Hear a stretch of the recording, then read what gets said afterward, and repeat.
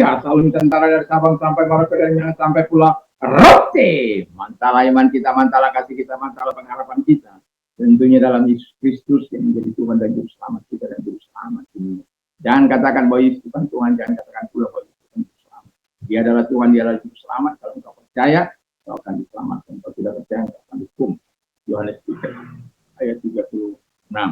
Yohanes 14 ayat 6, Yesus berkata, akulah jalan dan kebenaran dan hidup. Tiada seorang sampai kepada Allah kalau tidak melalui aku. Mantap. Dan Petrus mengatakan, Rasul Petrus mengatakan dalam kisah Rasul 4 ayat 12, dan keselamatan tidak ada di dalam siapapun juga, selain di dalam Dia Yesus. Karena di bawah orang lain tidak ada nama lain yang diberikan kepada manusia yang olehnya kita diselamatkan. Jadi kita diselamatkan itu karena Tuhan. Ya. Dan Tuhan Yesus maksud saya. Dan juga ya, orang yang percaya kepadanya. Dan juga Roma 10 ayat 9 mengatakan dengan hati percaya atau dibenarkan dengan mengaku untuk diselamatkan, orang yang percaya tidak akan diselamatkan. Kiranya Tuhan Yesus memberkati pagi hari ini, hari Senin ini. Kiranya terus Tuhan akan menyatakan, oh ini hari lebaran. Ya. Semoga saudara-saudara kita yang telah mengakhiri dua puasa mereka, tiba saat kemenangan mereka menjadi fitri, mereka menjadi fitri sampai selama-lamanya. Dan semoga saya mengucapkan selamat hari raya Idul Adha wal Fitri. Tuhan Yesus memberkati semua yang merayakan di hari raya ini. Baik dan memintakan kekuatan bagi kita. Dan Yesus memberkati, dan saya akan membacakan satu ayat di 1 Yohanes 2 ayat yang kedua. Oleh karena kebenaran yang tetap di dalam kita dan akan menyertai kita sampai selama-lamanya. Saya ulang, oleh karena kebenaran yang tetap di dalam kita dan yang akan menyertai kita sampai selama-lamanya. Saya memberikan tema Alkitab adalah hal yang sangat penting dalam bagi kehidupan Kristen. Jadi, mengapa dia sangat penting? Kalau dia tidak penting, tentu kita tidak mau baca. Kalau dia tidak penting, tentu kita abaikan saja. Kalau dia tidak sangat penting, tentu kita tidak akan mencintainya. Kalau dia tidak sangat penting, buat apa kita susah-susah percaya kepada firman? Ya. Nah, jadi mengapa kita harus percaya kepada Alkitab? Mengapa Alkitab adalah hal yang sangat penting bagi kehidupan kita? Sebab Alkitab adalah kebenaran Allah. Jadi itu sebabnya kebenaran itu akan menyertai kita dan Allah itu akan menyertai kita. Firman itu adalah kebenaran. Yesus itu akan menyertai kita. Roh Kudus itu akan menyertai kita. Itu sebabnya kita sebagai orang percaya harus hidup dalam kebenaran itu. Dan harganya mutlak sampai selama-lamanya. Sampai kita bertemu muka dengan muka, sampai kita tinggal bersama dengan dia. Setelah kita dipanggil oleh dia, masuk dalam anugerahnya, dan kita kemudian menerima Yesus sebagai Tuhan dan Juru Selamat, kita disucikan, kita dikuduskan, dan kebenaran Allah tinggal dalam kita, karena kita hidup dalam ketaatan kepada Tuhan. Dan itu sangat luar biasa.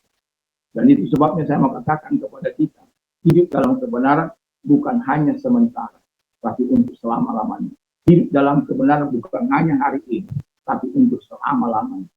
Dan hidup dalam kebenaran bukan hanya sekedar kata-kata, tetapi perilaku kita, tindakan kita, perbuatan kita, lisan kita, sesuai dengan kebenaran firman Allah. Tidak ada dusta di antara kita. Kalau ia katakan ya, tidak katakan tidak. Kadangkala kita dalam kehidupan ini mengatakan kebenaran kepada orang lain menjadi sakit hati kepada kita. Tapi saya mau katakan kepada kita, bagaimana Paulus Apakah oleh karena mengatakan kebenaran aku menjadi musuh?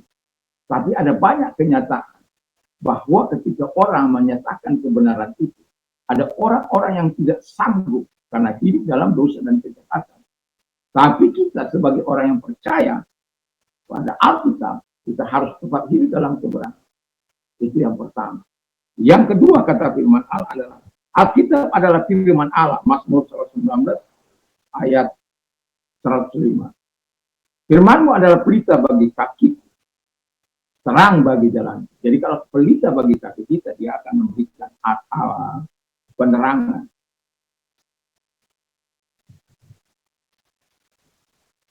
Terang bagi jalan kita.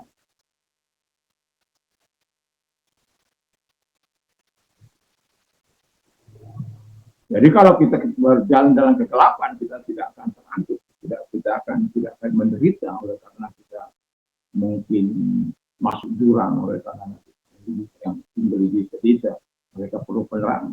Kalaupun tidak ada lampu, mereka mau obor. Jadi penting terang itu dalam kehidupan manusia.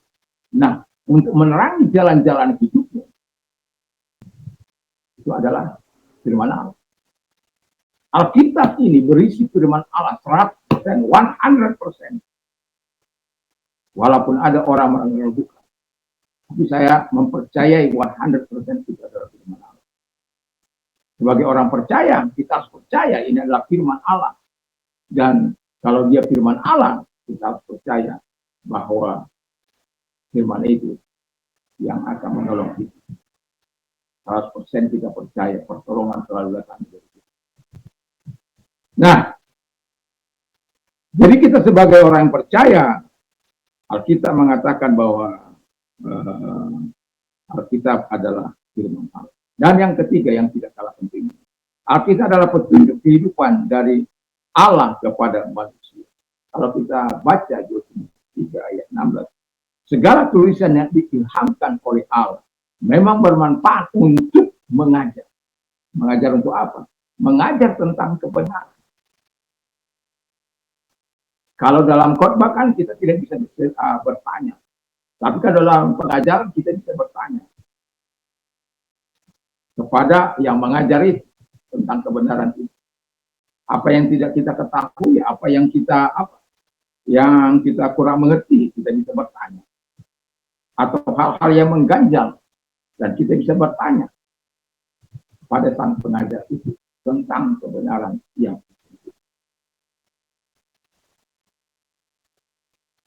satu contoh, ya, kalau Anda dengar Yesus hanya manusia biasa, tidak ada lebih dia utusan seperti itu. Ikuti saja, ya dia memang manusia biasa dalam kemanusiaan. Siapa ada manusia biasa yang datang dari surga? Siapa manusia biasa yang telah turun dari surga? Dan kemudian siapa manusia biasa yang mati bangkit lagi? Dan hidup untuk selama-lamanya? Siapa? Tidak ada. Dia memang 100% manusia, tapi 100% juga dia Tuhan. Untuk menjadi manusia tidak ada kesukaran baginya. Kenapa dia harus menjadi manusia? Karena setiap utusan-utusannya yang dikirim selalu gagal. Dan pada akhirnya Allah mengirim anaknya yang tunggal. Dan itu tidak akan pernah gagal. Karena dia adalah Allah sendiri yang akan memimpin kita dalam kebenaran itu. Sebab dia berikan firman. Dia berikan ini di kanonika. Menjadi apa? Yang berisi kepada berisi firman Allah. Jadi dia bermanfaat untuk mengajar.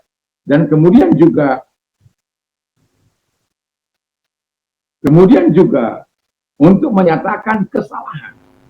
Jadi firman Allah itu menyatakan kesalahan bagi kita, hal-hal apa yang harus kita lakukan, apa yang tidak kita lakukan, dan itulah sebabnya kita harus hidup dalam kebenaran. Ketika ditegur oleh hamba Tuhan yang mengetahui kesalahan kita, terimalah dengan baik. Jangan tidak diterima. Karena kalau Anda tidak terima firman Allah, Anda itu akan mengacaukan Anda. Dimanapun Anda bergereja, kalau Anda hidup dalam kesalahan itu Anda tidak terima, kehancuran akan menyertai Anda. Karena saya sudah melihat ada banyak kehancuran orang-orang yang hidup hanya hidup dengan ditegur sedikit marah, tinggal, dan lain sebagainya. Tapi pada akhirnya kehancuran, dan pada akhirnya tak tahu bagaimana. Kenapa? Tidak ada kejangan yang dia punya. Kejangannya hanya dirinya. Walaupun datang beribadah, tapi kejangannya hanya dirinya. Kejangannya hanya kehendaknya sendiri, bukan firman Allah. Lalu kemudian dikatakan juga bahwa untuk memperbaiki kelakuan. Nah, ini untuk memperbaiki kita ya.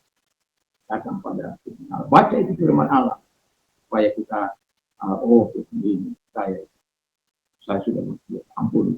Atau yang terakhir untuk mendidik orang dalam kebenaran. Mau hidup dalam kebenaran ya, ini penuntun kita firman Allah ini, Alkitab ini.